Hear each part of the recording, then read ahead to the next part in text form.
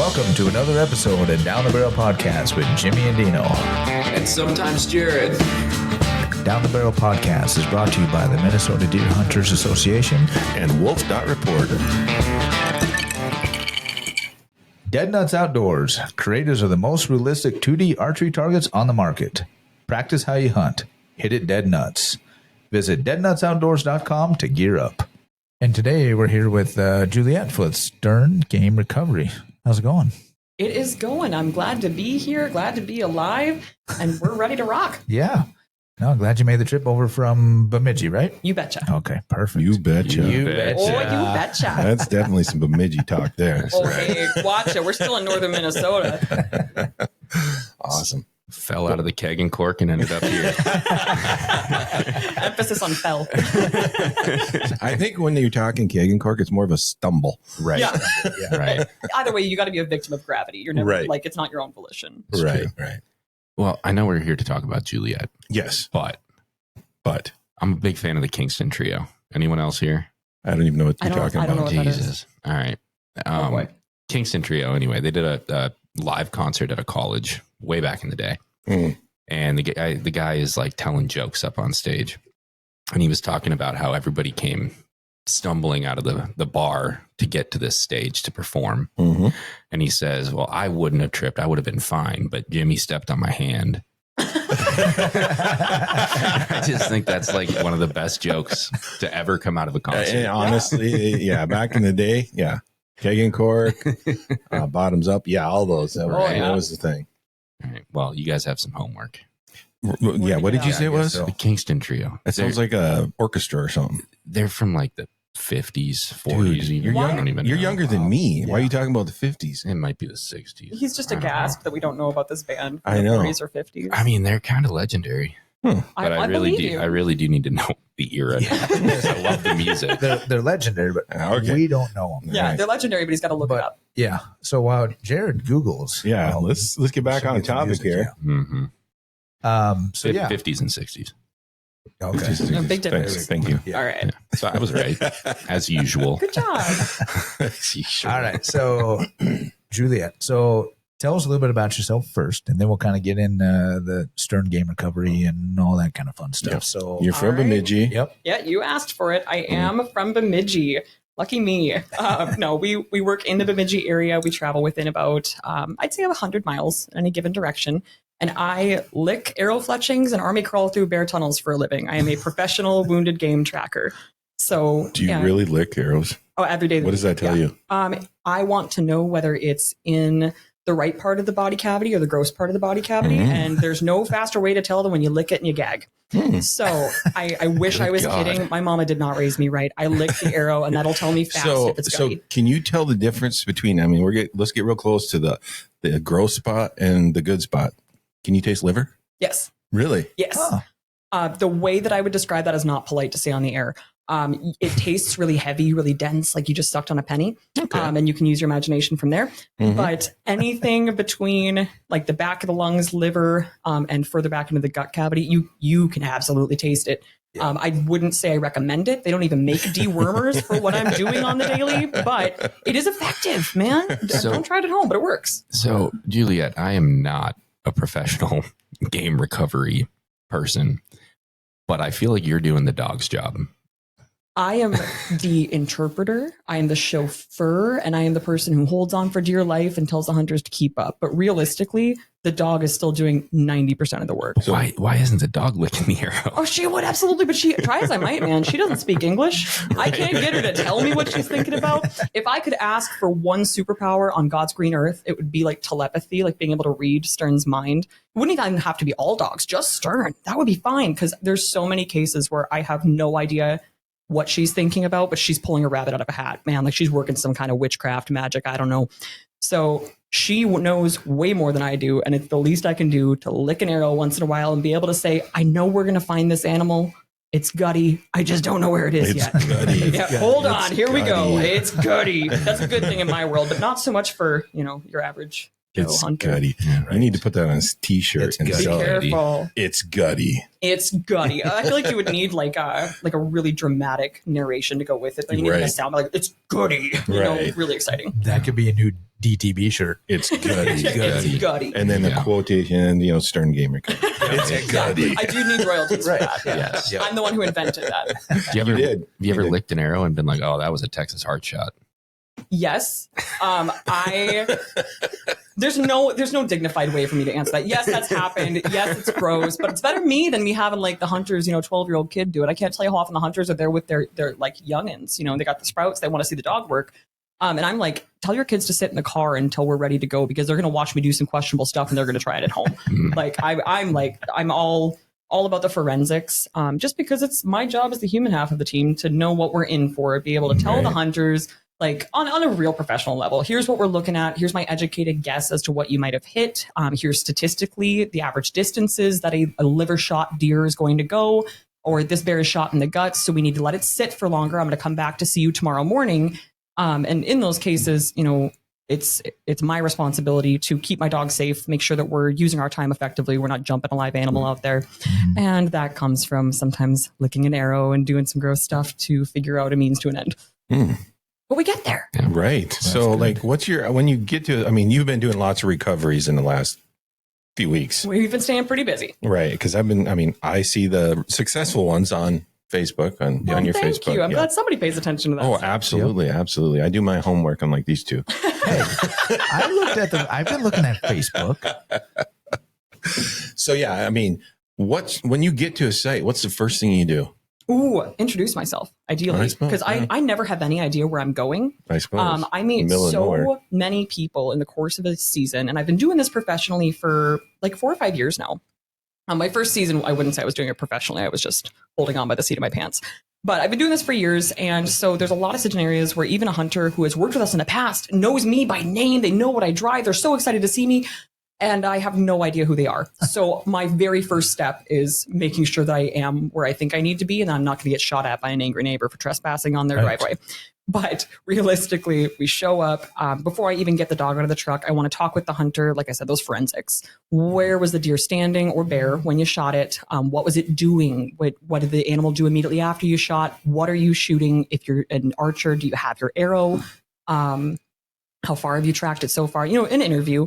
And realistically, there's a point at which it's more about establishing rapport with that hunter, giving him some confidence that maybe I know what I'm doing. Because once the dog and I hit the ground, I have very little bandwidth to do much chit-chatting. A lot of the time I am just uttering the worst swear words you can think of, and I am blasting through deadfall and vaulting over stuff like it's parkour out there, keeping up with a dog who loves her job and wants to find that animal faster than we can move. So I get all the chit-chat out of the way. I try to get that interview done so I have an idea of what we're in for. And then as soon as the dog gets out of the truck, it's all business from there. Rock and roll. Sounds like a good strategy. Right. Right. I think at this point, I've gotten it down to about as close to a science as it's ever going to get. So the process, I'm telling you, at this point, when the Google Maps lady, like narrating on my car speaker, says, "You have arrived," the dog starts whining. She's getting amped up. It sounds like I have a velociraptor in the backseat that's just crashing around. She's ready to go. So we have a routine. It's always a very similar drill. I joke that these hunters who have worked with us more than once probably feel like they're in Groundhog Day because it's always the same spiel from me. But I like having a process. I like getting that stuff on autopilot because, sometimes I'm really hungover and I know exactly what I'm doing, so I don't have to think too much. You don't have to think about it. Right. And then once the dog gets out, man, a lot of the time she takes it from there, and I'm just interpreting for the hunter's sake, saying, here's what the dog's doing. She's working through a scent pool, or she just missed a turn, but she's working her way back to it, or hold on real quick. This is about to get hairy. Your bear is somewhere in this thicket. I just don't know where yet. Oh, wow. Oh, yeah. So you can tell that. Yes. Yeah. Honestly, like I said, if I could spend $1 million to get a superpower, if I could wish upon a star, it would be to be telepathic and just know what Stern is thinking. But the next best thing is to have as many years behind that dog as I do. I know that dog like the back of my hand. And she is a very fun dog to work with because she's really easy to read. I can tell you what she's thinking about just by the way she's holding her tail. And usually I'm really only staring at her butt. That's all of her that I can see. I'm 30 feet behind her, like attached to her by a length of climbing rope. And I'm just watching that tail. So I can tell more or less what we're looking at just based off of really subtle body language like that. But that's what makes me ideally a pretty effective canine handler, is having that kind of relationship with my canine. Absolutely. Yeah. So for those who don't know, Stern is what kind of dog? She is a purebred German Shepherd. Okay. And everybody and their grandfather is shocked to hear that fact because she's a shrimpy little animal. Man, she is not a big dog. She is like 55 pounds soaking wet. She is a Czech working line German Shepherd, which for people who aren't nerds about canine work, it doesn't really matter. All it means is they breed them lean and mean out in the Czech Republic, and that's the kind of dog that she is. So she's not content to be. She has to be doing. She's a very go, high drive dog.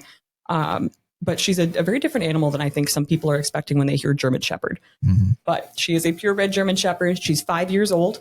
And she has been doing this since she was a sprout, like 6 months old or so.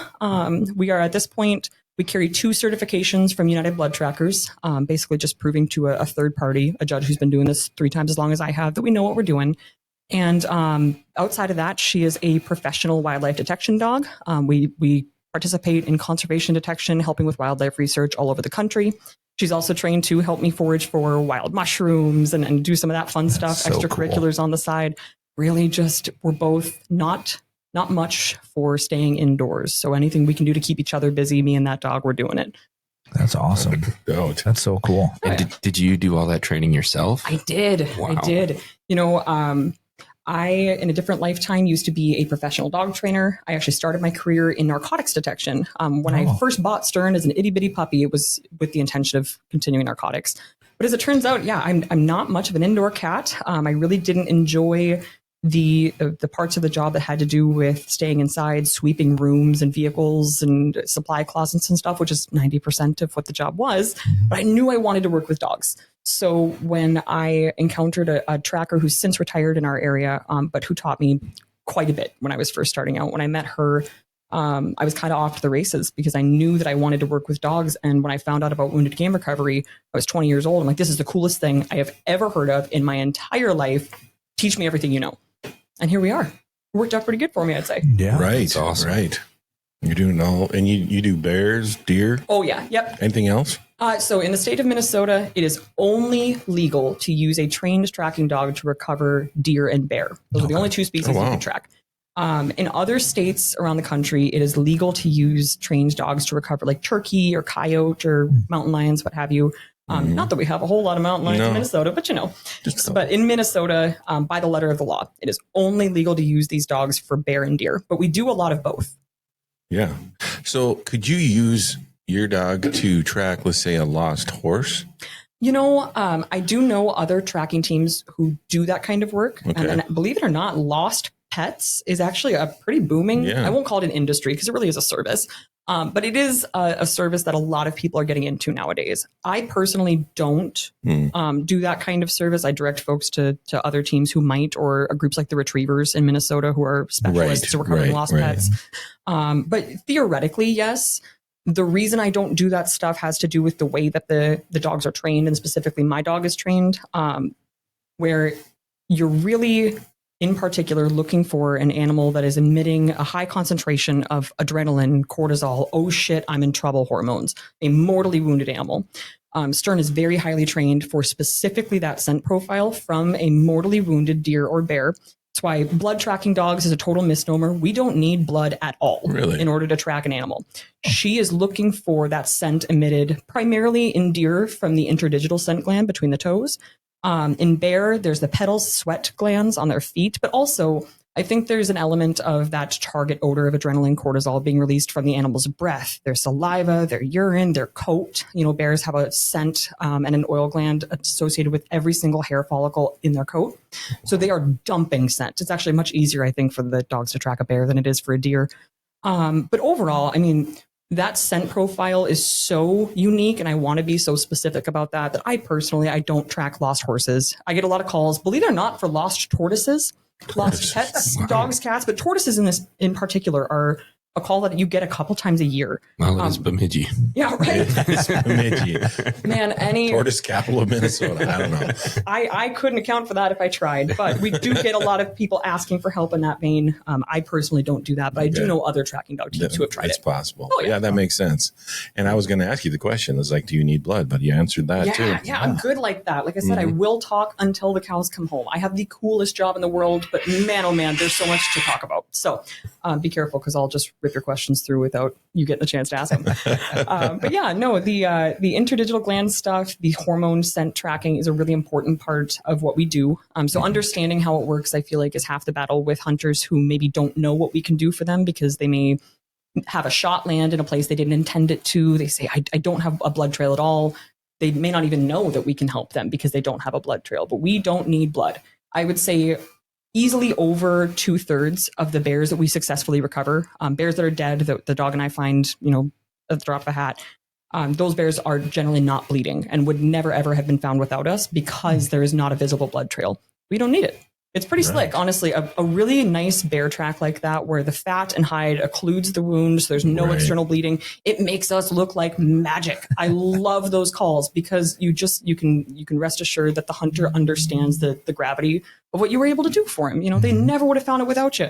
And we don't need that blood trail. We just need that animal to say, oh shit, I'm going home. Like I am in a bad way. Right. So what's the furthest that you've had to track a bear or even a deer or both? Ooh, both. Well, deer statistically are marathon runners. They tend to go a heck of a lot farther than a bear does. I would say the furthest we've successfully recovered a bear, because we've tracked him for miles, but they're still up and walking. Yeah. The furthest we've had a bear die is a little over a mile. I do not know what that bear was on, but I would love to get my hands on some if I could, because it was going over a mile. And it actually, I think the only reason that bear died where it did is because it drowned in the middle of a pond. And my dog actually swam out to it and stood on it like a log.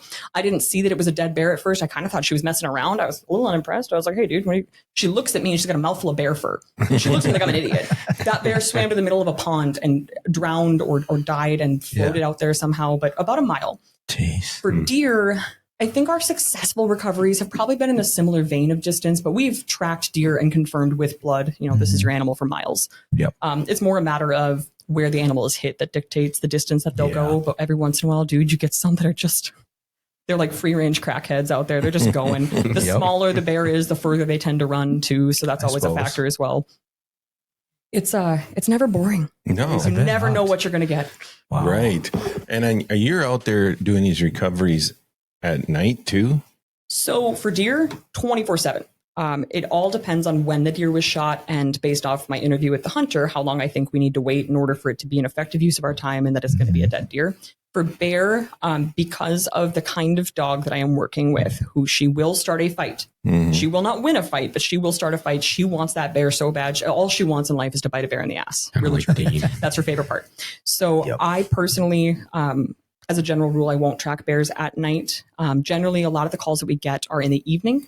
So these hunters sat in the evening, they shot their bear close to last light, let him sit overnight. We'll be there at 4 a.m. Okay. Because that gives them plenty of time to die. The safety risk to both me and the hunter and the dog is just a lot less. And also, if we go out there and we bump that bear out of a bed at 3 a.m, dude, I'm going to have to come back in daylight anyways. Then I'm going to be crabby and sleep deprived.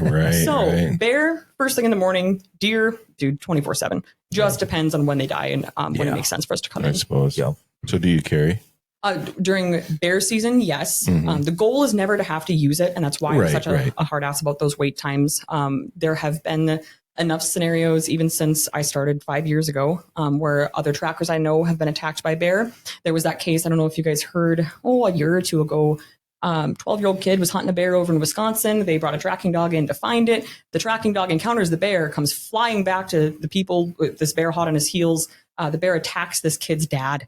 And this 12-year-old kid had to shoot that bear on top of his dad. Oh, wow. Like just a horrific situation. So with safety issues like that in mind, to put it lightly, I do carry a sidearm during bear season, but the goal is never to have to use it, especially considering we are a bear recovery team. Right. We are not out there hunting these bears. Our role is not to finish the hunt for the hunter. Our role is to find that bear dead and recover it for them. You know what I mean? Right. So when these hunters call you on the phone, what's the conversation usually sound like? Ring, ring. Hello, this is Juliet. No, it's always a little different. Some folks have never heard of us before. They've never worked with a tracking dog, no idea what to expect. And sometimes they're folks that have heard interviews like this, or they've worked with tracking dog teams in other states or in other parts of Minnesota even, and they know exactly what's up. They say, Juliet, here's what I got. My arrow is, it hit a touch further back than I meant. It's gutty. I know I need to wait overnight. I'm just calling to get you booked in the morning. Other times it's a little bit more, I don't know what I hit and I don't know what I'm doing and I need help, but I don't have a blood trail. I don't even know where to start. So my job on those phone calls is to establish what's going on, where might you have hit it. If you don't know, then there might be clues in the animal's behavior after the shot. How far have you tracked it? Has it bedded in the distance that you've tracked it before you called me? Really, like I said, the forensic stuff, the hunter interview, helping me figure out when it's an appropriate time for us to come in and give her a go. Right. But for the most part, we book up really quickly. It can be really difficult to get in touch with me during some parts of the season, especially during opener weekends. So I try my best to get all my calls lined up the night before. So if we've got hunters listening who haven't worked with a tracking dog before, my number one advice when it comes to that phone call would be to call the absolute second that you think you need help. Call as soon, like from the field. If you've got cell service, you're looking at your blood trail, you see that last spot of blood and you don't see anything else to go off of, I would shoot a call to your local tracker to see if they're available in the first place or if they can give you advice over the phone. But the sooner you call, the sooner we can help you. Because that's a big hiccup that I tend to run into is hunters don't know that we're available or they don't think to call until they've already been out there grid searching for an hour and a half. Well, at that point, I've had 4 other hunters call while you were grid searching and I'm booked up all day tomorrow. Really? So you're in that much demand then right now? I won't say unfortunately because I love what I do, but it's never a good day for a hunter who calls us. You know what I mean? It's pretty feast or famine. Like I told you, this is the first day since bear season opened on September 1st that I have had no calls. And I think it's just the calm before the storm as this weekend is going to look cool and rainy and the deer hunters will probably be out in the woods. But that said, it's stayed fairly busy for us the last couple of years. Every year there's more and more hunters who are aware that we're an option. They know that we're a safe bet to find their animal. They're more and more willing to call us as their first resort rather than after they've exhausted all of their other options in terms of grid searching and God knows what. We stay fairly busy. On average, the last couple of years, we've tracked about 100 animals a year, give or take. Wow. How far do you travel? I try to stay within about 100 miles of Bemidji, depending on a day like today. Did we say that already? Yeah, if you listened, you would know that. You don't do research. You don't listen. I didn't think she said that. I didn't pay attention to that part. She said that in the beginning. I forgive you. I say a lot of things. 100 miles in any direction. That said, on a day like today, if I wasn't sitting in a podcast interview, somebody calls me, ring, Juliet, I'm 150 miles. I might do it. Just because I'm sure you can imagine, having described to you the kind of animal that I share my life with. She is not happy to be sitting at home right now. She's chewing on a bone. She should be relaxing. No, she's fuming that we haven't gone out to do anything yet today. There's been no work calls. So I am mostly concerned with helping as many hunters as I physically can. It just happens that if I start driving much further than about 100 miles out, inevitably there's calls closer to home that have to wait longer to see me. And then we risk animals rotting, in the heat while they're waiting on us. So 100 miles is usually a safe bet. Yeah. Yeah. I mean, and looking at your social medias over the last couple of days, you've recovered some pretty nice bear. Yeah. We've been really lucky that the handful of calls that we've had for the last few days, I'm off the top of my head, not going to be able to spin you a number for how many animals we've tracked because my brain is like lukewarm mashed potatoes after the last couple of weeks of tracking.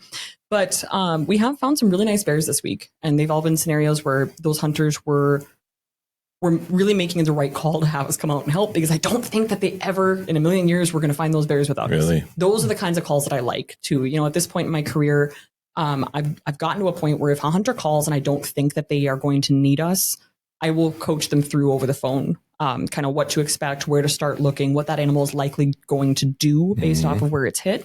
Most often these wounded animals, they're going for familiar bedding.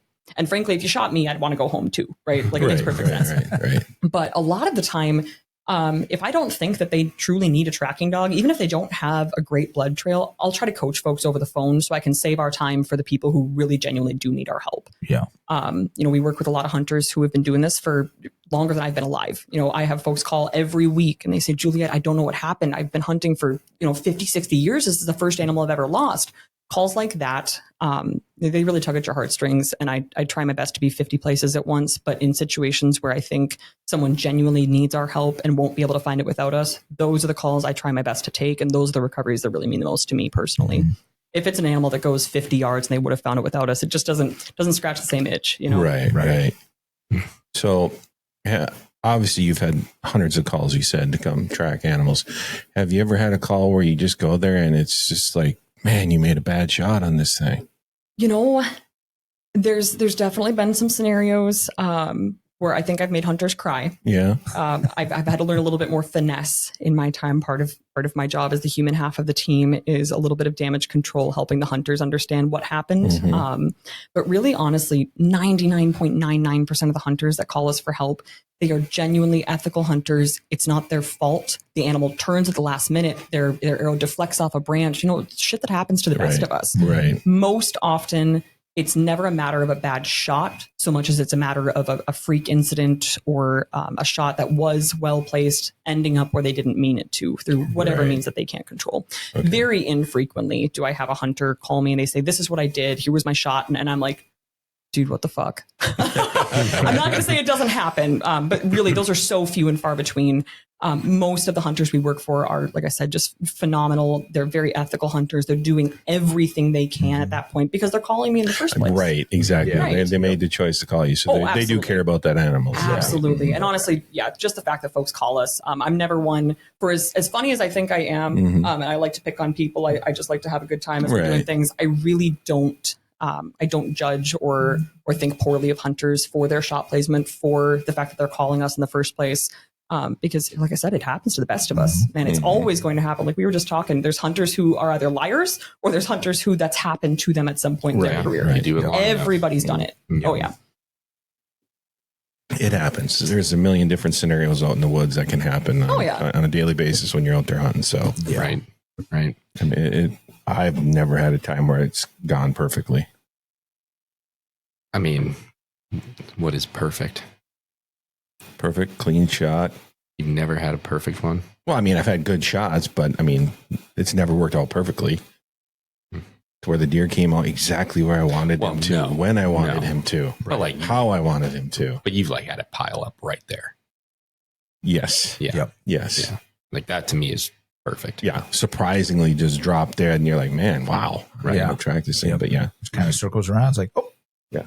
But that's pretty rare. That's pretty rare. And that's why Juliet exists.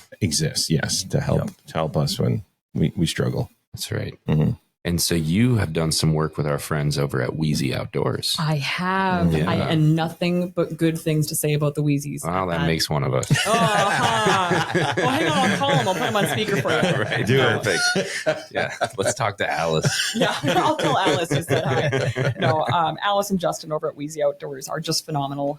We work with a pretty good number of guides and outfitters for bear in the Bemidji area. I'd say there's probably 12 or 13 guides that I work with on a very regular basis, where we're their first call if they have a client that shoots a bear and maybe the blood trail is not great or they're not able to find it.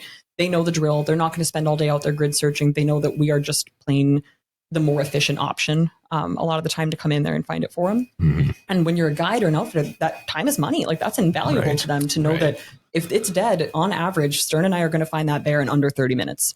Wow. There's very few cases where it takes much longer than that, especially if you have handled the track well before we get there. There's no grid searching. You didn't bring your buddy's hunting dog out there and hope that it finds it kind of situation. Right. The more walking around that you're doing in the vicinity of a scent trail, you're picking scent up on your shoes and you're carrying it places that the animal didn't go. So when I work with these guides and outfitters who know the drill, they know exactly what to expect from us. They know what I expect from them. Dude, it's like a dream come true. It's amazing. And the Wheezies are phenomenal at that. They trust us to get the job done. They've seen Stern do just some phenomenal work. I've been blown away by some of the rabbits that Stern has pulled out of hats for the Wheezies in their camp. So we have an awesome relationship with them and a bunch of other guides and outfitters in the area that I just am really lucky to work with. Yeah. Lots of cool people. Yeah. Right. So obviously you've seen lots of wounded animals. I have. I'm going to ask the question, what do you think wounds the most animals? Is it archery or is it firearm? I think The answer that you might expect for that would be hard to give because firearm season is so short relative to bow season. Right. So the numbers that I would have off the top of my head would lean toward archery, sure, but that's because I've got like 3 straight months of archery hunters calling me, whereas and I'm talking, dude, rifle opener is all hands on deck. It's like Armageddon for a tracking dog handler. There's a point at which I stop answering my phone around 3 a.m. Because I have to wake up at 4 or 5 to hit the road. And that's the only reason that I stop answering the phone at all. It is crazy for that first weekend or so of rifle season. Wow. So I wouldn't say that it's disproportionate toward archery or toward rifle hunters when it comes to wounding deer. I would just say that we tend to get a pretty wide variety of calls from archery too. Lots and lots of crossbow hunters, lots of mechanical broadheads, lots of fixed blade broadheads. The only common denominator in my experience is that they're all hunters that want to do everything they can. They want to find that deer. And I do find that archery hunters tend to have a better idea of where they've hit that animal. They have to pay very close attention, of course, to where they're aiming. So sometimes they can offer me more information in order to help them track their animal successfully. But overall, like I said, the firearm season is so short. It's just really difficult to say for certain. Right. Darn. But those hunters, they keep you busy. They definitely do. We, like I said, on average, I won't even try to ballpark how many calls we get in terms of like just hunters calling us for help as a whole. But the tracks we are able to physically cover number about 100 a year on average. And that number is rising all the time. I expect this year we'll probably break that ceiling and be closer to like 150 if I have anything to say about it. Oh, that's a lot. That is a lot. So the question probably everybody's wondering that's listening to this right now is, how much does it cost to have you come out? Believe it or not, there is not a set fee. I never want cost to be a prohibitive factor that prevents someone from getting a tracking dog. So like we talked about, when I first walked in the door, that's the big question that everybody has. And I think it's really important because, there's no sense in pretending like I don't have a lot of time and money and investment into what I'm doing. The dog's equipment, her vet bills, the gas and car maintenance to get to and from all of these tracks in a year, that all adds up. Like as much as I wish I could put, hugs and wishes and homemade cookies in the gas tank, I've tried it. It doesn't really work out. So I work for tips and I invite hunters to just pay us what makes sense for them. There's not a set fee because I don't want folks who can't afford a set fee to not call us. Because a lot of the time, man, you got to imagine if you're a person who can't afford a couple $100 for a tracking dog, you might really need that meat on the table. Right.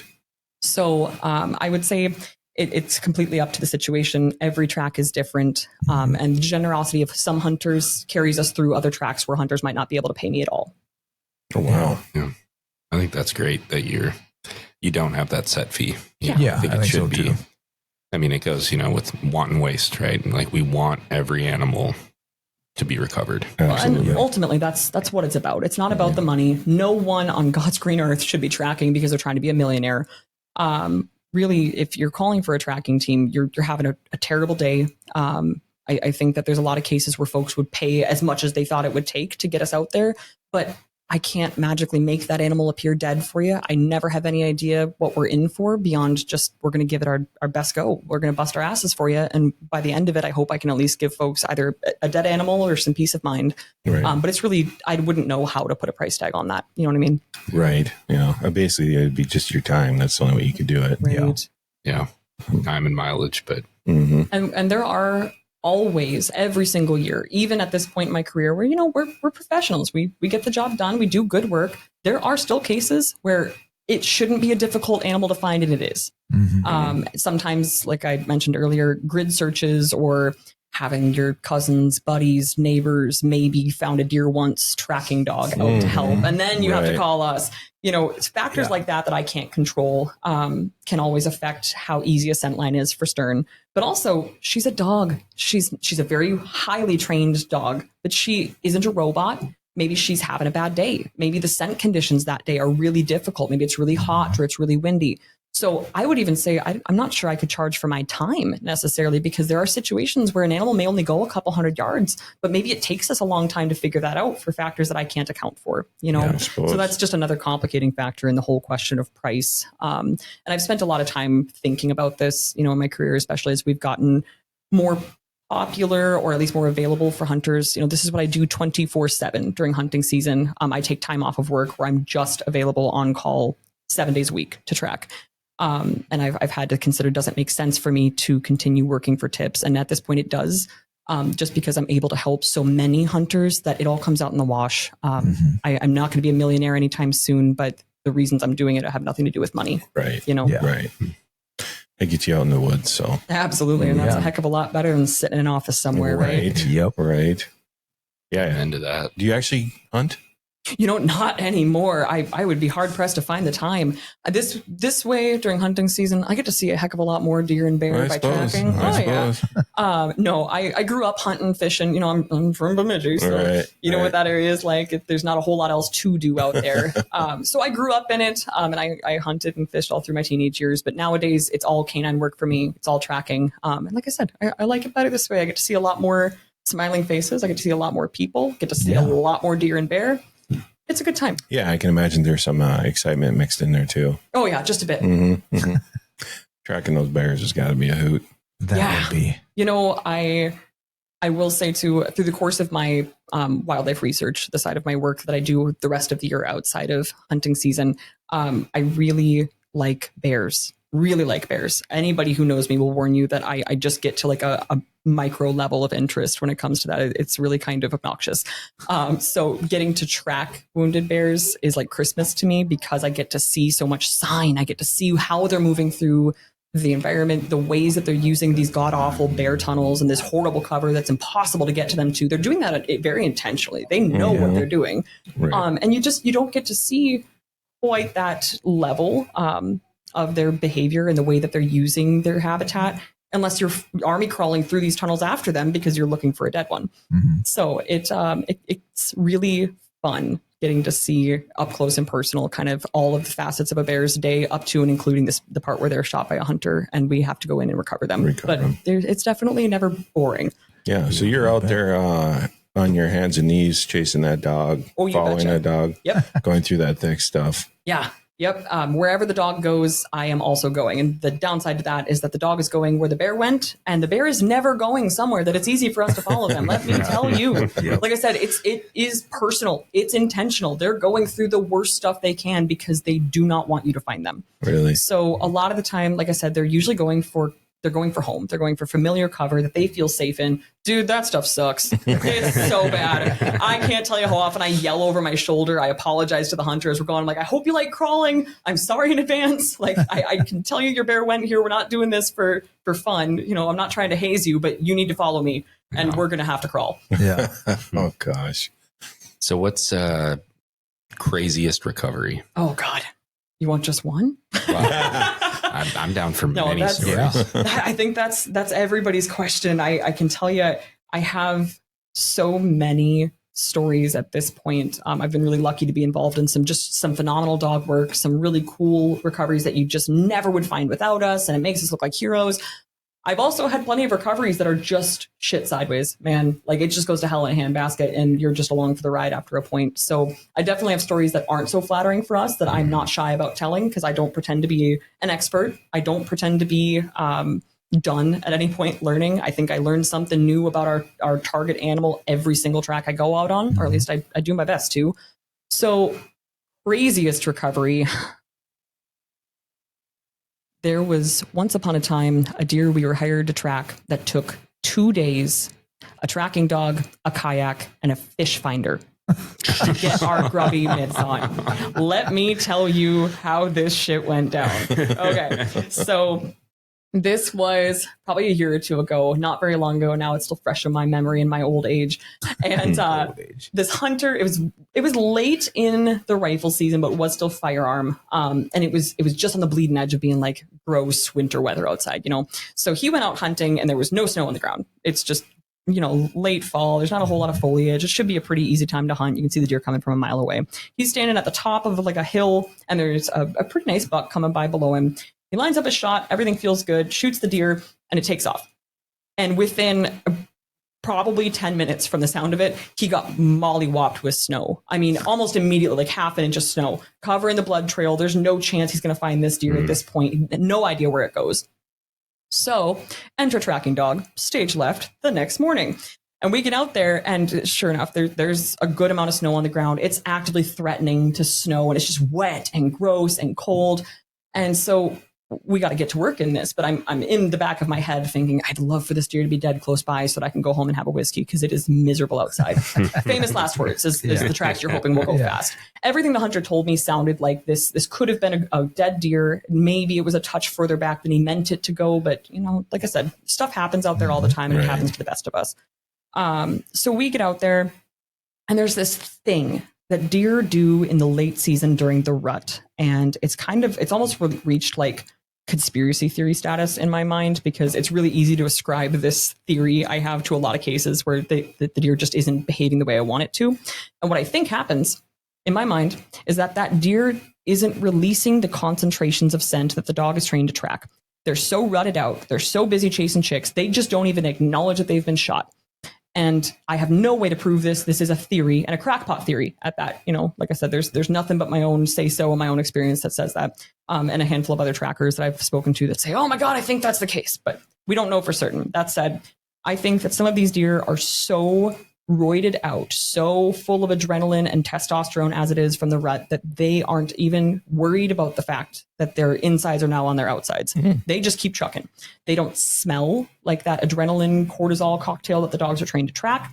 They may be bleeding, they may not be, but whatever it is, you can have a visible blood trail, and the dog still seems to struggle a little bit. Even seasoned, certified, experienced dogs can still have tracks like that where the stars are not aligning, and you just kind of got to muddy it through. And that's where being an experienced handler also comes in, because there are cases where the dog doesn't know everything. They're not supernatural. You may need to help them. This was one of those cases. So we get out there, and like I said, there's snow covering any visible blood at this point, and Stern is busting her ass, and we just aren't making progress with the speed that I prefer to. There are some tracks that you just breeze through and you make it look like a walk in the park, and you can cover a mile in 15 minutes. This was not that. We were working really, really hard, and the whole time it's continuing to threaten just wet, heavy, gross snow. And none of us at this point are dressed for this weather either, mind you. Like we're out there, like still prepared for late fall, like balmy 50 degrees. We're not ready for this. I'm certainly not. Rookie mistake, because we were out there for a while. So we're trudging along, and I'm trying to help Stern, and I don't know what's going on with this scent trail. So we're pulling all of the tricks that I know how to pull to help the dog get into an area that maybe the scent is better.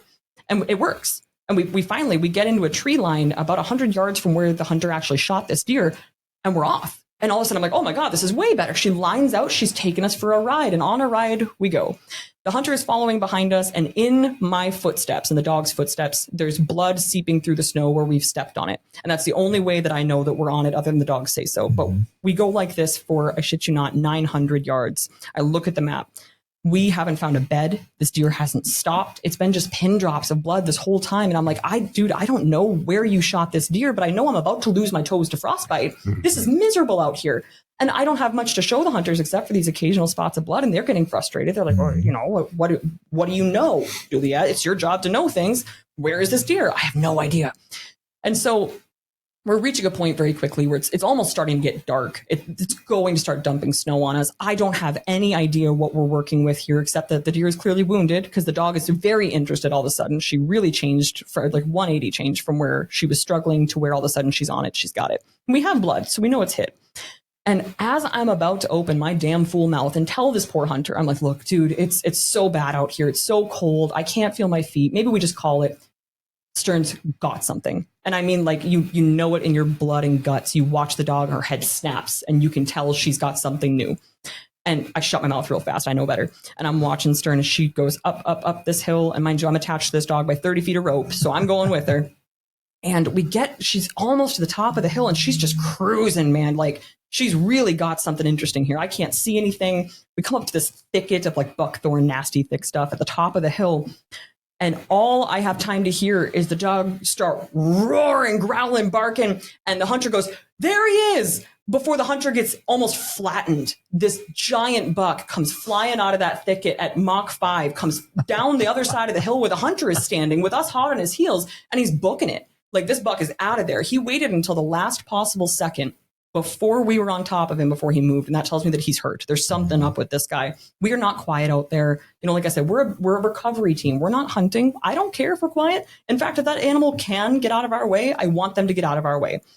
But this guy didn't until the last possible second. So in this rigmarole of, okay, I'm grabbing the dog. We're not chasing a live deer. You know, I want to know what's going on here, but I need to get everybody safe. And ideally make sure the hunter's head is still attached to his shoulder to the bottom of this hill.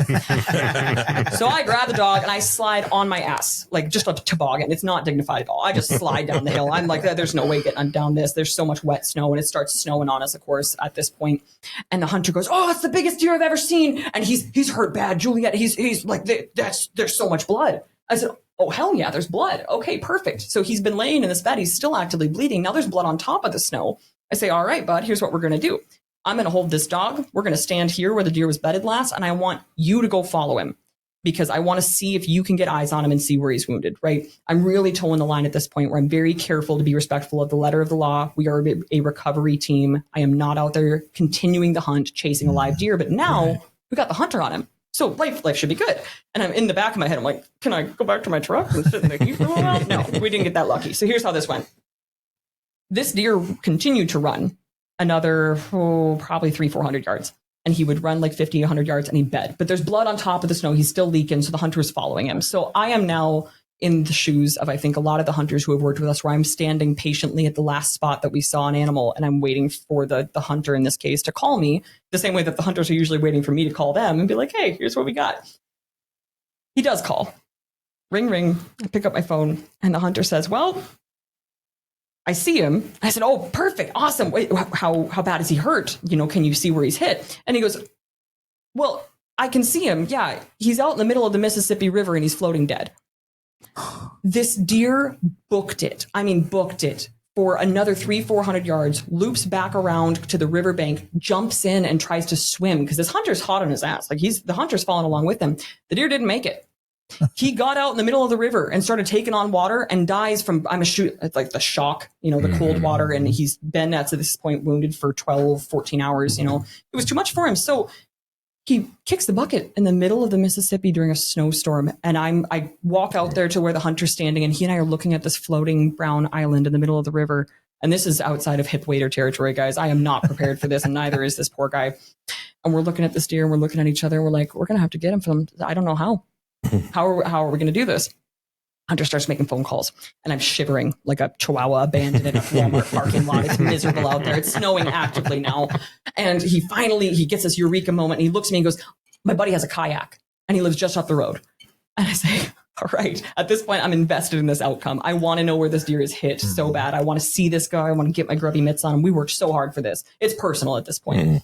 So we go back to the vehicles. We leave the deer floating in the river. We go back to the vehicles. I load the dog up. We go out. We get this kayak. We come back. And I help the hunter drag this kayak out to the last place that we saw this deer. I'm invested, man. And it's snowing actively, like starting to really pour on us here. And we get out there, and we're looking at the river at the last spot we saw this deer. And I'll be damned if it's not gone. God, like there's nothing floating out there. It sank.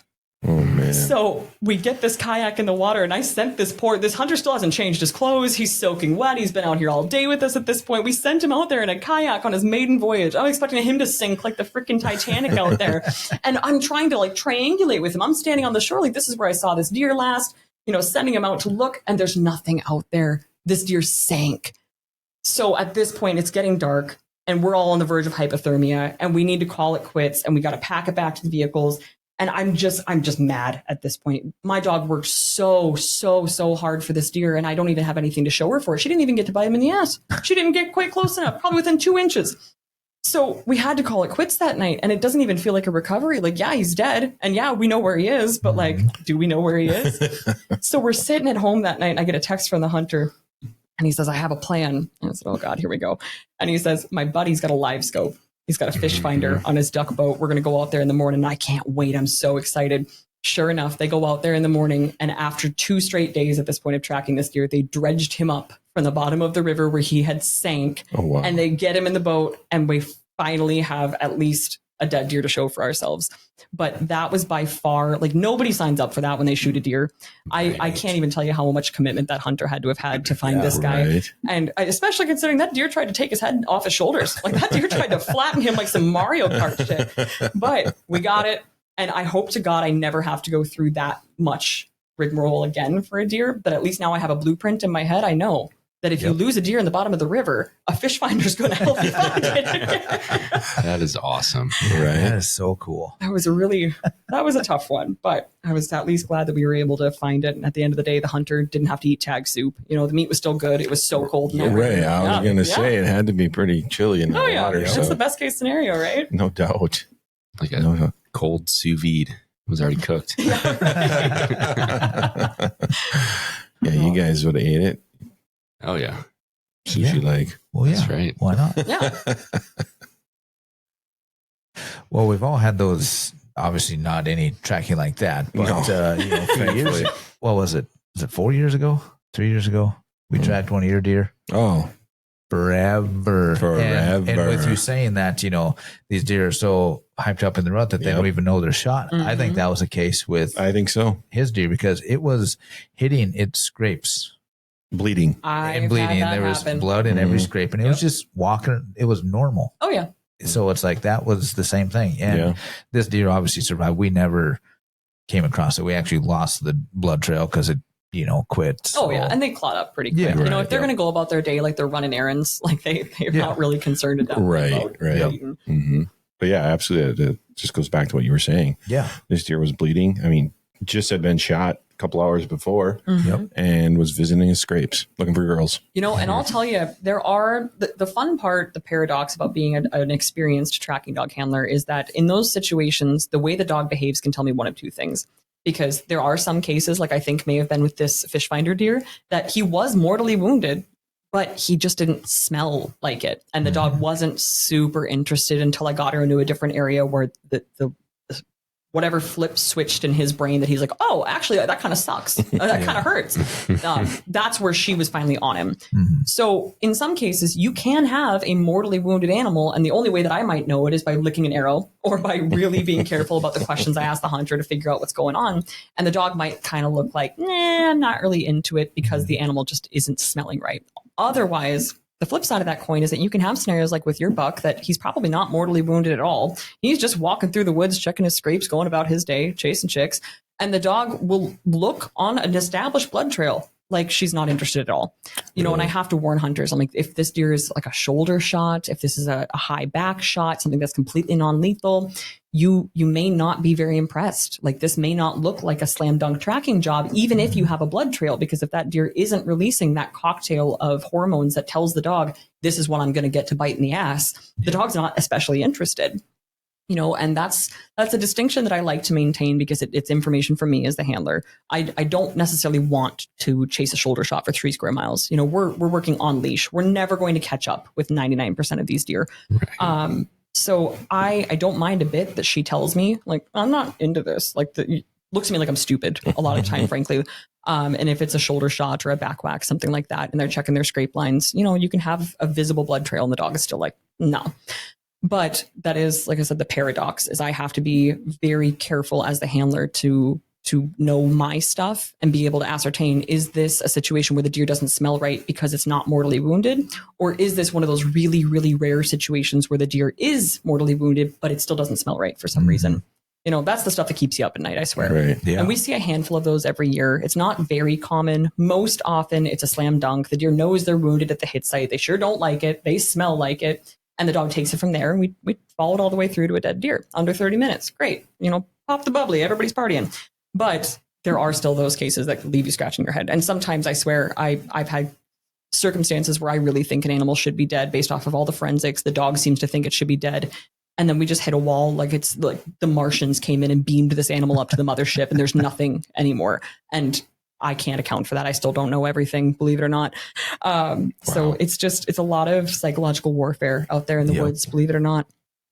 Right. So when you get to a site like that, do you know right away by the dog if you might recover the animal? A lot of the time, yes. Yeah. The exception always proves the rule. I can usually tell based off of the speed, the intensity, the pace that she's wanting to work at, the way she's working a line.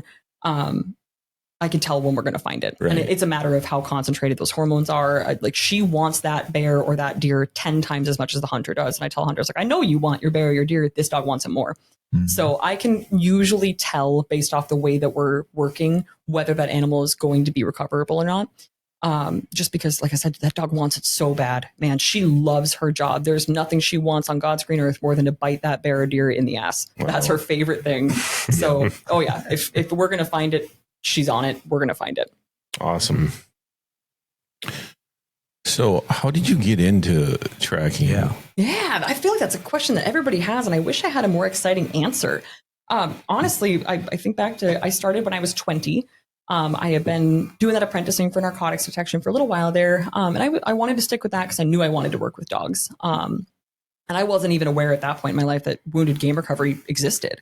I actually was working in a place where another woman who did wounded game recovery was working closely alongside me. And I pestered the hell out of that poor lady. As soon as I found out about it, I was like, listen, if you let me come with you, I'll carry all of your gear. I'll answer the phone for you. You don't have to like pay me or anything. I just want to see it. I just want to see the dog work. And she was so patient with me. She was so kind. She took me under her wing and let me follow her around for a full season. And then she laid some training tracks for me and my then 6-month-old puppy Stern. And once I got to watch her and her dog do the work, and I got to watch my dog knock it out of the park and really take to it very quickly, I was like, okay, sold. This is what I'm going to do with the rest of my career. And here I am. So honestly, Minnesota legalized the use of trained tracking dogs to recover wounded game in 2019. So it's actually still fairly new in Minnesota in the grand scheme of things. There's some states on the United Blood Trackers network of statewide networks, that is. Some states where it's been legal for decades, where they have just a huge history of tracking dogs available to them. And in Minnesota, we really didn't have that. So when I started in 2020, I was right at the bleeding edge of when it had just been legalized. So I got to come up with a generation of now pretty well established trackers all around the state who were also learning at the same time that I was, and just incredible role models. You know, my work through Stern Game Recovery is a small microcosm of a broader statewide network called Minnesota Tracking Dogs. Pretty easy to remember. And we are a network of qualified professional trackers that all work together to cover calls all over the state. So if you've got audience members listening from the Twin Cities, we've got trackers down there. You've got audience members listening from over in Fargo, North Dakota, we got trackers over there. You know, but it's a community for us to all learn from each other. And now at this point in my career, I'm hoping that I can be for another young female tracker what my mentor was for me when I really wanted to get started and I didn't know my ass from my elbow. I had no idea where to start or what to do. And learning from other trackers is the most valuable thing by far for somebody who wants to get started.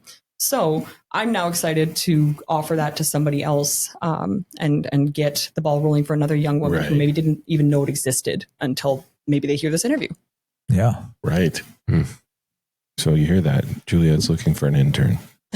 There you go. Yeah, you want to come carry water and call for Yeah, he did stare at me when he said that. He did. Yeah. I just, you know, I want me to do it. I mean, it'd be helpful. It'd be handy. I will be that next young girl. You're going to do great. I will outsource all of the arrow licking to you, though. Oh, perfect. That's I can't part of the wait. job description. Right. Can't wait. Right. I think there needs to be some kind of training on Juliet's arrow flavors or something like that. We'll bring out like a flight of arrows. You should have like a flavor profile chart. Yeah. There you go. If it reminds you of, I don't know, vomit, then it's most likely a liver shot or whatever. If it makes you vomit, then it's a Texas heart shot. I tell you though, across the country, the whole licking arrows thing or like licking blood is kind of a joke. They don't really expect you to do it. And then I've met some very experienced trackers who've been doing this for decades and like, you really actually do that? Juliet, we joke about that. That's something we used to haze people. Right. And I'm like, no, it's a diagnostic tool. Thank you. But I really actually do it. But I still, to this day, I will meet trackers who've had boots on the ground for, God, longer than I've been alive. And they're like, Juliet, we mostly just joke about that. I didn't think anybody did it. Here I am. I'm out here doing it. Yeah. It works. Nice. It works. Wow. Got a hell of immune system then. Right. Exactly. Like I said, they don't even make dewormers for what I got going on, man. I tell you. Well, I have spent most of my career in outdoor education out in Colorado. And a lot of that was, dealing with like wildlife biology and tracks and scat and stuff like that. Yeah. My go-to move was to find a pile of elk scat and, like let the kids come look at it, poke it with a stick and everything. And then I would pick one up and eat it right in front of the kids. Yeah. But I had chocolate covered almonds in my pocket and I would swap it out. But they didn't know that. So how many other people's children did you get to eat an actual piece of elk food? Never. You just stop them at the last second. But I did once have one of the teacher chaperones almost vomit when she saw me eat a chocolate covered almond. That was pretty fun.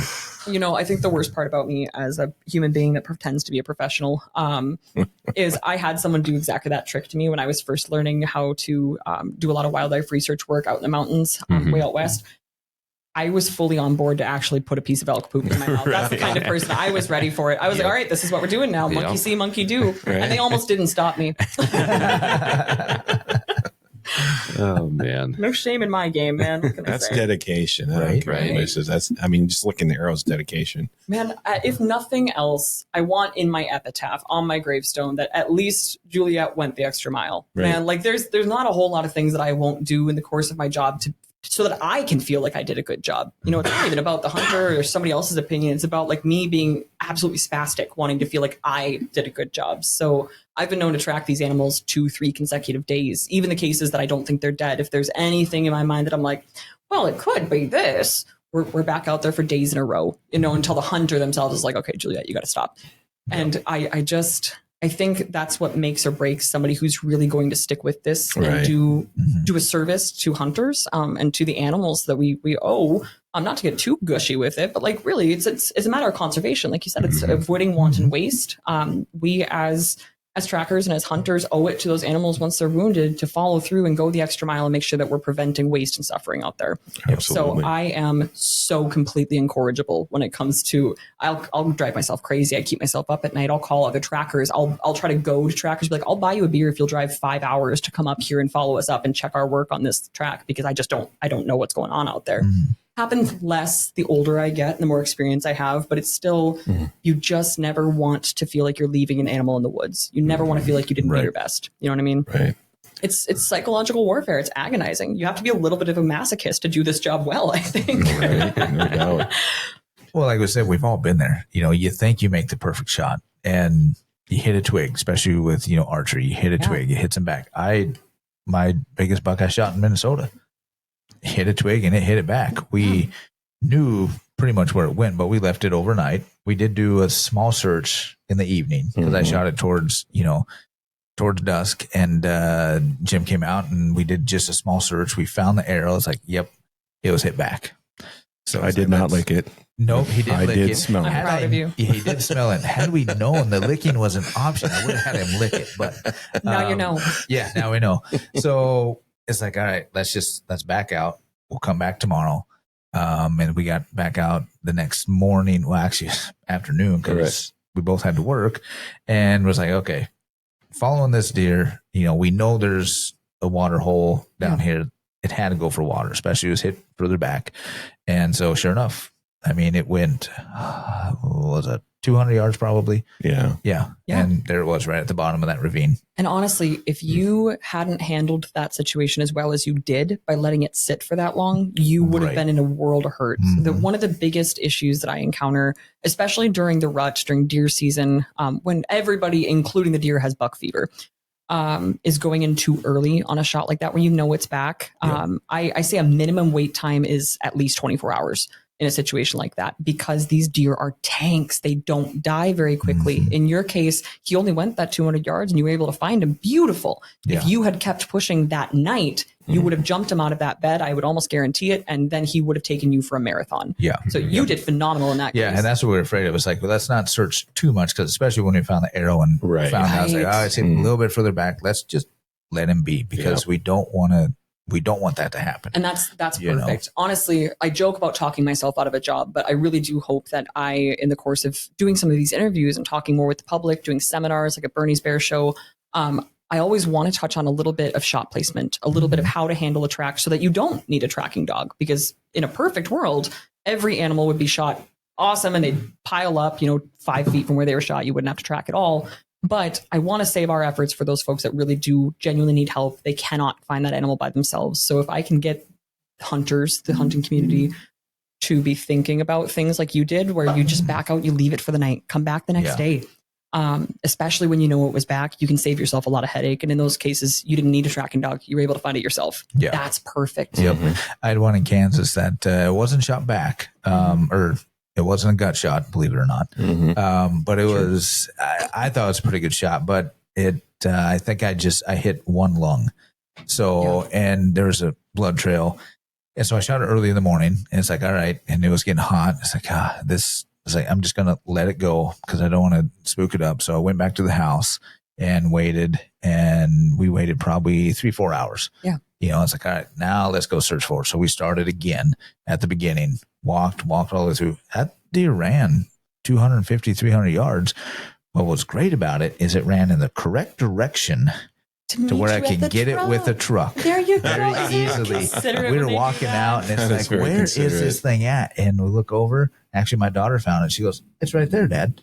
It was underneath the tree, so I can drive the truck right up to it. Oh, that's perfect. Got it right there, and away we went. But had we probably not waited a few hours, we might have spooked it up, and who knows how long it would have went. But there's something to be said for, especially with bears, because they tend to go into just god awful cover. There's a point where I tell hunters, like, dude, I'm not even doing you a favor if we find this thing, because then you got to find a way to get it out of here. I don't know how you're going to do that. But really, honestly, if there were two things that I could have hunters consider every time they start a track, where they may not even be thinking they need a tracking dog that's not even on their radar yet, would be to do what you've been doing, is just waiting. Those wait times are so important. If you bump that deer or that bear out of a bed where they otherwise would have died in that bed, they're going to take off like a bat out of hell. They're going to make it extremely difficult to get to them, because then they know they're being pursued. They're going to deliberately go through stuff that is awful. And then you're going to need a tracking dog. You may not be able to find them at all. Yep. Whereas otherwise, if you just left them alone, man, you wouldn't have needed us. Yeah. The other thing, too, is especially when it comes to bears, and I know I touched on a little bit, I'm going to sound like a broken record, but bears are so anatomically different from deer. And of course, in Minnesota, unless you're in a no quota zone, it can take 6 years, to draw a tag. So you have hunters that are excited to be in the stand. They've been looking forward to this hunt for years. It may have been a square 6 years since the last time they saw a bear, if they ever have seen a bear in person. And I see hunters time and time again, even in camps with guides, even at outfitters. It's so hard for folks just to keep in their head when that bear is on the bait and the adrenaline's up and they got that buck fever. But shooting bears requires a different shot placement than a deer does. It's really important to remember that the bear's anatomy is just fundamentally different from a white-tailed deer. And if I could talk myself out of a job and have every hunter aim just a little bit differently so that they don't wound these bears in a way that needs a tracking dog, my life would be golden. I would love that. So getting folks to pay attention to those wait times, like you were talking about, giving them lots of time, especially deer during the rut, but also shot placements. Oh my goodness. Do we want to get into that? Do we? I want to know. All right. I want you to tell me where to shoot Let's that bear. get into it. Oh, Be careful, because I will. All right. So buckle up, because nobody calls me because they have a good day going, right? Nobody calls me because their hunt is going perfect. I have seen perfect shots, like dead on bears, like straight through the lungs, bottom of the heart, that just don't bleed. And there are scenarios like that where you may still need a tracking dog's help just because of the way that bears conduct themselves. They go into thick stuff. They don't like to bleed. But more often than not, the majority of bears that we are asked to track are not dead. 60+% of them, I'd say, maybe even 70. And it's because folks are shooting them the way that they would shoot a white-tailed deer. And they're aiming for that vital V, like right up behind the shoulder. They're really trying to keep it tight to the shoulder where they think the shoulder is. But the problem is that a bear's shoulder is a substantially different beast than a deer's shoulder. I have folks that are hunting with big old buffalo guns. They think they're going to use that rifle to punch through the bear's shoulder blade. So even if they hit the shoulder, who cares? That almost never works in my experience. And granted, for the folks that it does work for, maybe they just don't call me. I never hear from them. But I do hear from dozens of hunters a year who shot a rifle into a bear's shoulder and now are looking at a situation where they don't have a dead bear at all. So if I could get every hunter out there in northern Minnesota to start shooting those bears middle of the middle and forward a little, they would never need me. A bear's vitals sit lower and further back than on a deer. A bear's shoulder blade is a weapon in and of itself. I'm serious. You could beat a man to death with that thing. There's 2 ridges on it, as opposed to a deer generally has like one big ridge on that shoulder blade, that scapula bone. Bear have 2. And that ridge can be like the better part of an inch thick. It's just a huge bone. If you are aiming for the shoulder and that bear turns at the last minute, if it's low light conditions, like at last light, and you can't see very easily the way the bear is angled to you, they're a big black animal. It's hard. You're going to hit that shoulder and the bear's gone. If you're aiming a couple inches, usually I say 4 inches is a safe bet, further back toward the middle of the animal, you're in both lungs, you're going to drill it. That bear won't go very far. You may not need to track at all. It may drop on the spot, but you're nowhere near the shoulder and you're not risking a live bear that runs for the hills. So instead of having folks aim for that vital V, tucking it right up behind the shoulder on a bear the way that they would for a deer, and even putting that image in their brains and saying, line it up on the shoulder and then just aim further back, I worry that folks still end up too far forward. They don't aim far enough back once they've landed up on the shoulder. They're so trained in their mind to shoot it like a deer. So instead, I've been trying to get into the habit of telling folks middle of the middle and forward a little. There is a t-shirt slogan for you. Yeah, I know. I was like, did you make that up? I did. Can you believe it? Amazing. That's brilliant. I've spent a lot of time thinking about this. I've spent a lot of time trying to figure out how I, as a tracker, can help with hunter education so that people don't need trackers. So middle of the middle and forward a little. That keeps you off the shoulder. You're still well in the range of the lungs. If you don't go far enough forward, you're still in the good stuff. You'll still nab the liver. That'll kill a bear, no problem. I'm not trying to drum up more work for myself. I'm not suggesting folks shoot bears in a way that is going to need a tracking dog. My hope is that everybody can hit straight through both lungs and then the bear piles up within 50 yards. But the biggest issue by far that I see with people shooting these bears is that they're shooting into the shoulder, and that just plain won't kill them. Even these really high powered, I've got folks that I can't believe that this bear's not dead. I've got this big, huge, like buffalo gun. I hunt grizzly bears with this rifle. I can't believe it didn't kill this black bear. Dude, you hit that shoulder blade. Even if you break the shoulder, maybe you've got some shrapnel going on there where you are wounding one lung. So you're into the lung on the closest side. One lung ain't going to kill a bear. One lung doesn't even kill a deer a lot of the time. Right. You need both lungs or you're in for a rodeo. So having folks think about that shot placement on bears would easily make my life twice as simple, because even then, if they're shooting these bears and they don't have a blood trail, I at least can reliably say that bear is going to be dead and we're going to find it. Whereas a shoulder shot, that stuff gets hairy, man. And those bears are never they're never happy to see you. These really massive 400 or 500 pound bears, they don't like to run very far. So if that bear is shot in the shoulder and it's bedded up like 200 yards from here, what do you think is going to happen when me and my dog walk up to it? Like on a nice sunny morning, we're expecting to see a dead bear and it's laying there alive waiting for us to catch up. Not a good situation. No doubt. So that's my spiel, though. I hope that more folks will think of this stuff when they're sitting in the stand, watching that bait, waiting for that bear to come in, is just staying off the shoulder, middle of the middle and forward a little, and then you won't need to call me. Life will be great. That's great advice. And I think we would be remiss if we did not give a little shout out to one of our sponsors, Dead Nuts Outdoors. Yes. Especially with their Vital X targets. Yeah, that is the number one way to train on shot placement. Especially with the bear target. Especially if you're not used to hunting bears. You can see those vitals you in can that see target. exactly where they are, and they are significantly further back than on a whitetail. Right. Yeah. Heck yeah. Middle of the middle and forward a little. You got it. See, if even you can get it, I'm confident everybody listening can get it too. Stern game recovery. You got Middle of the it. middle and forward a little. Absolutely. There we go. And I will say I encounter that issue significantly less with deer where folks are hitting the shoulder, but it still happens a huge proportion of our calls.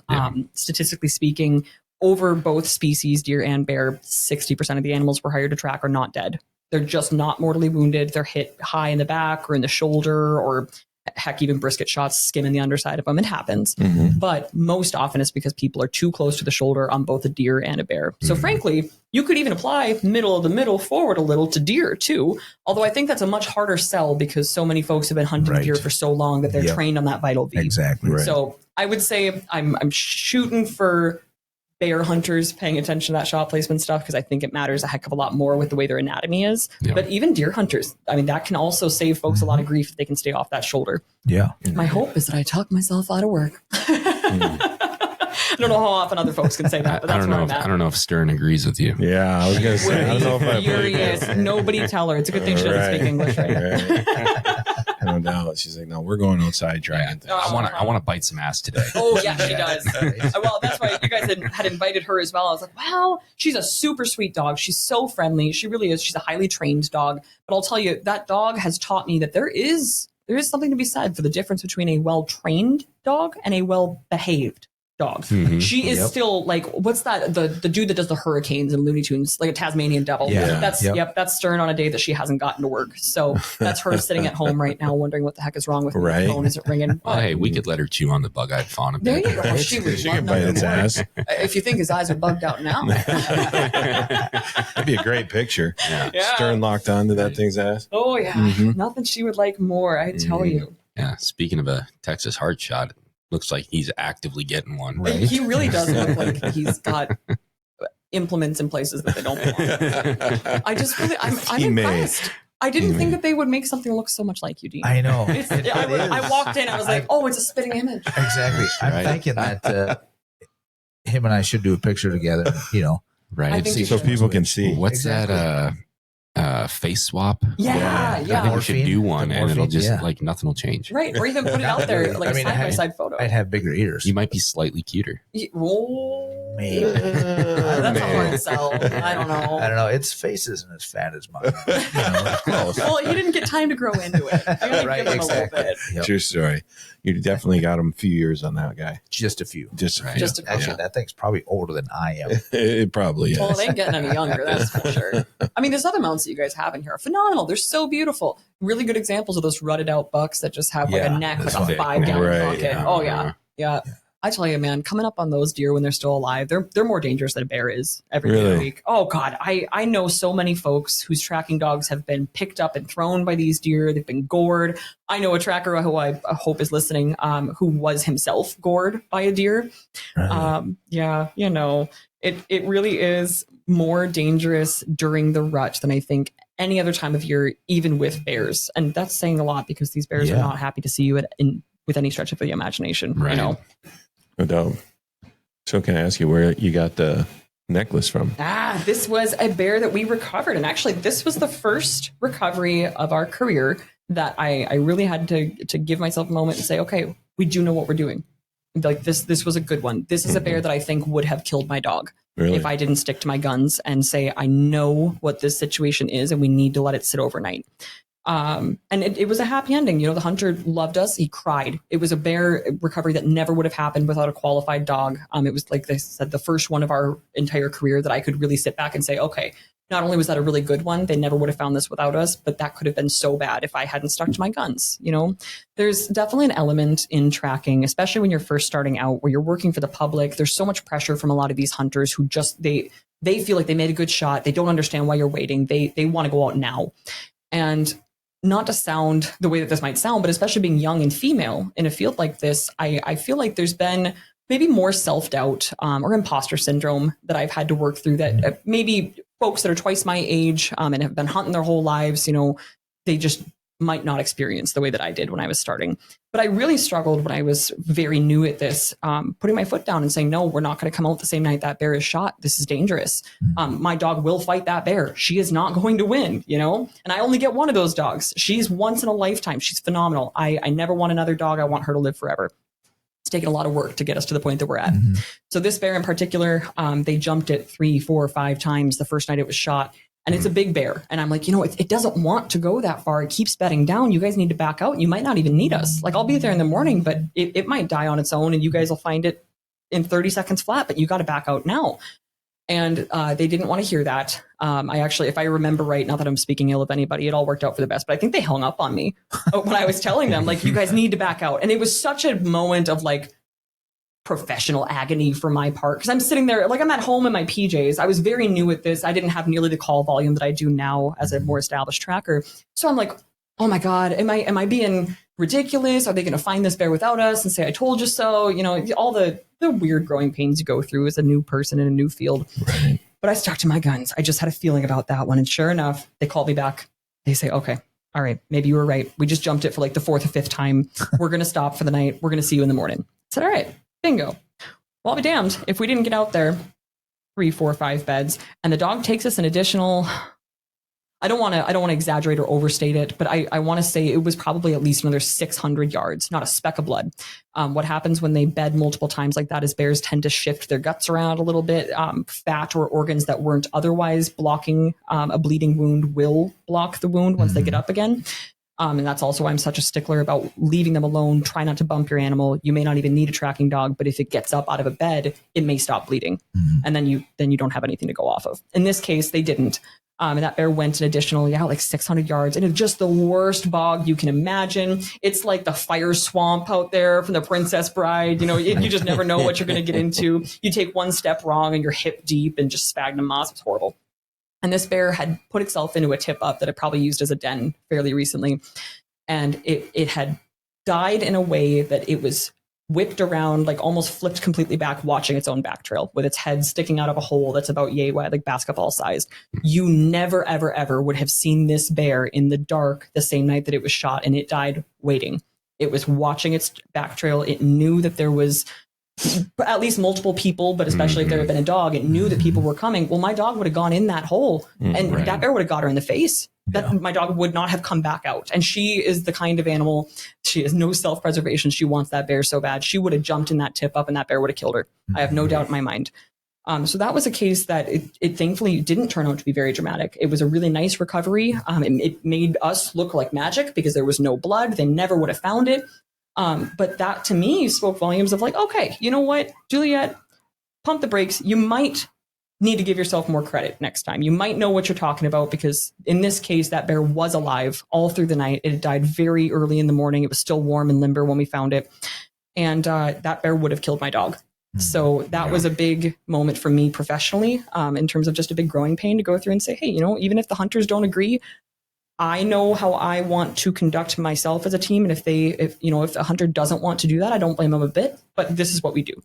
And so I carry this claw as a reminder of just how that played out. And as a reminder to myself sometimes that, you got to consider all your options. And ultimately, at the end of the day, I want to recover as many animals as we possibly can. I want to help as many hunters as we can, but there's nothing that is more important to me than Stern and keeping her safe. Yeah. Like, I'm not even worried about my own safety out there. I'm worried about Stern.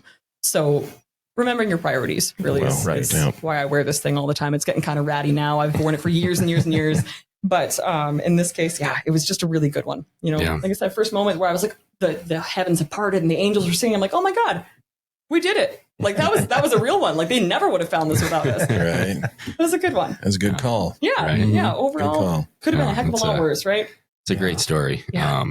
And since we don't have video, describe the necklace that story is about. Describe the necklace. It is not an especially big bear. And the worst part about my job is that it looks like it could do some damage. The nasty bears are not always the 400 or 500 pound giant Bruins that you would expect. The ones that really worry me are the bears that are going to go a huge distance. They're going to bed up and stuff that you can't see them until you're on top of them. And those inevitably are like 100 to 300 pounds, not the giant bears that you would expect that I think are truly dangerous to the dog.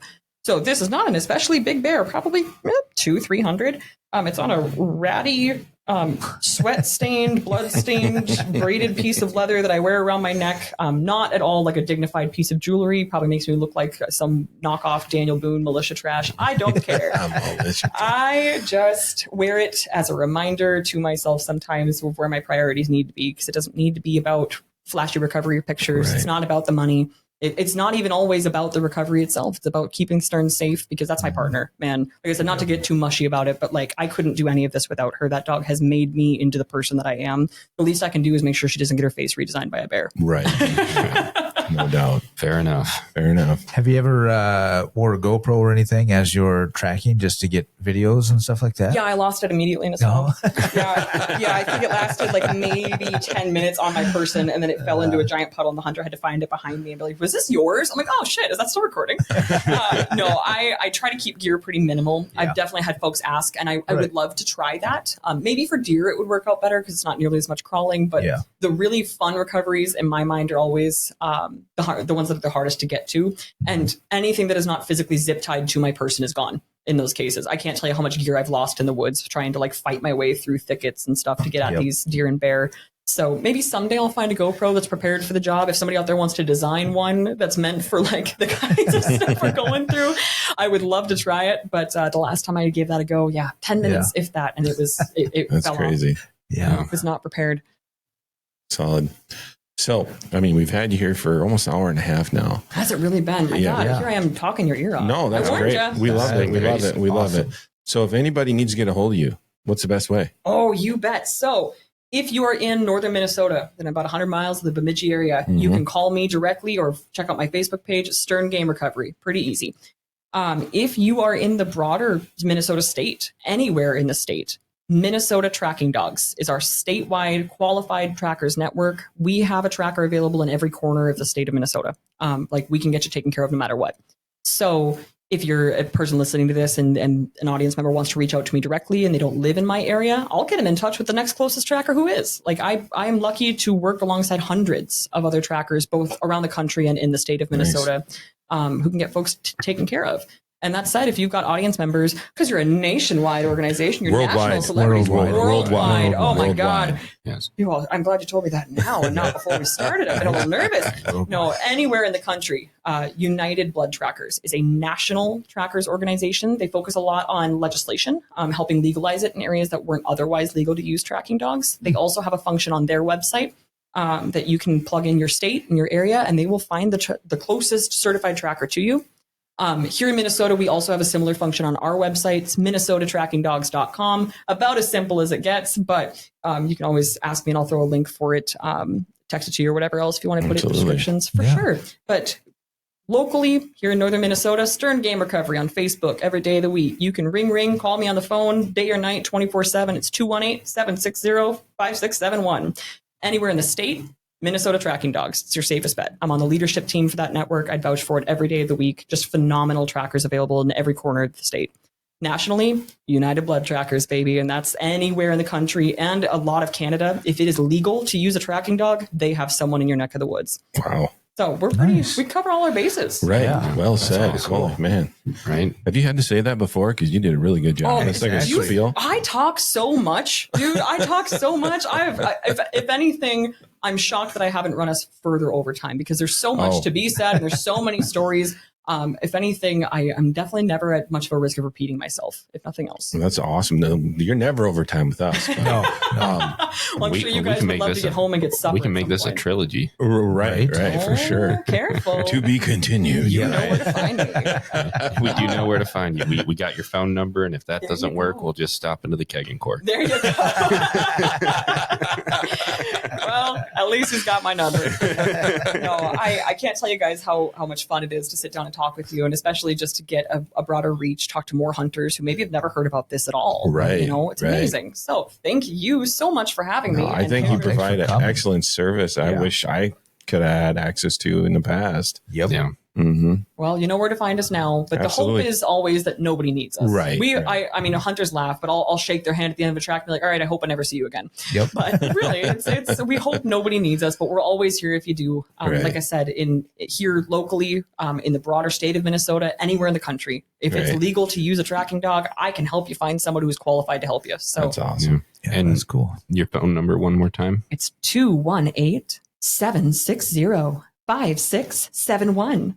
Man, And sounds you like a like- recording. And you will not answer between the hours of 3 a.m. Oh and God! 4:30 You a.m. know what? The nice thing is, I've learned my lesson. My voicemail will coach hunters on what to do. So if you don't get me picking up the phone directly, you'll get my voicemail. It says, "I am currently in the field helping another dude. So here's what you're going to do: you're gonna back out right now. You're going to send me a text with your location and the kind of animal you want me to track and where it was shot, and I'm going to get back to you as soon as I can." But there's definitely a point in the season. Oh yeah, I turn my phone off at about 3 a.m. because I have to get at least an hour of sleep before I start driving, or I think the DOT will hunt me down.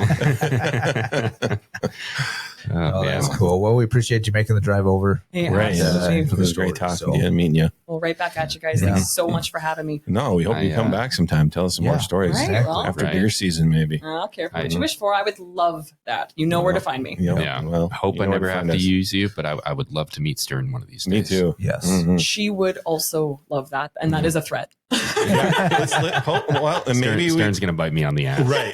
I think that's what you mean. No, she would never. This dude was gut shot. Awesome. Oh, man. All right. Good deal. That wraps it up. All right. Did it. Thank you. Okay, until next time. Yeah. The Minnesota Deer Hunters Association has been building our hunting and conservation legacy over the past 40 plus years through habitat, education, advocacy, and legislation in Minnesota for Minnesota. The Minnesota Deer Hunters Association and Wolf Dot Report proudly sponsor this podcast. However, please note that the opinions, topics, and guests featured may not necessarily align with the views, beliefs, goals, or mission of our sponsors. Minbow, member-driven, bow hunter focused. Join today at mnbowhunters.com.